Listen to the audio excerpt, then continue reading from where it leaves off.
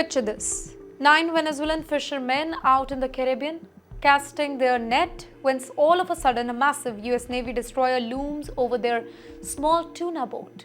Armed American personnel, 18 of them, board the vessel, seize the control and stay for almost 8 hours long. No phone calls, no radio contact, no fishing, just silence and fear. This is not a movie scene. This is what Venezuela says actually happened last week. Venezuela's foreign minister, Mr. Juan Gil, went on national television with photos and even a shaky video shot by fishermen themselves. In it, you can clearly see what they claimed. They are US Navy soldiers moving around their boat with a warship anchored in the background. Gil called the incident illegal and hostile, accusing the United States of trying to provoke a bigger conflict. His warning was very sharp. Venezuela will defend its sovereignty against any provocation. But here's where the story gets even more interesting. Just days earlier, US President Mr. Donald Trump proudly announced that the US Navy has sunk a drug-laden vessel in the Caribbean, which killed, by the way, 11 people on board.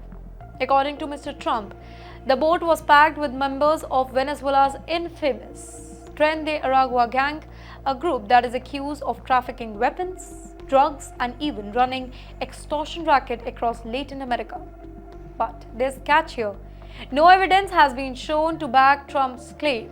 Venezuela hit back, saying that this was nothing but a cover-up for what they called unjustifiable killing. So, let me tell you what's really going on here. Let's zoom out a little. Relationship between Washington and Caracas, there has been very icy for years. The US accuses Venezuelan President Mr. Nicolas Maduro of being a narco director, running a cartel to flood American streets with cocaine. In fact, the US even doubled the bounty on Maduro's head from $25 million to $50 million.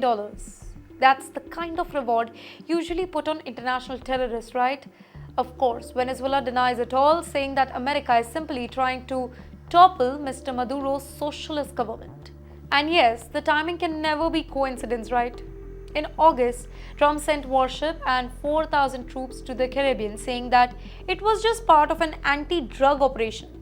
But in the meantime, Venezuela believed that it's really about regime change here. The US has long wanted Mr. Maduro out and opposition leader in. Now for Venezuela, every single Navy operation looks like a potential invasion rehearsal. And yes, here's the domestic angle here. Caracas is now calling on ordinary Venezuelans to join their militia, armed volunteer groups to back up the army if the US ever land troops on their shores. Training sessions are already being held in military barracks. Can you imagine that? Fishermen 1 week, militia fighters the next. That's the level of fear and tensions on the ground right now. So, is this really about stopping the drug cartels, or is America tightening the noose, and that too around Venezuela, testing its defenses, waiting for Maduro to make a mistake? And could one raid on shipping boats spiral into a full-blown Caribbean confrontation between Washington and Caracas?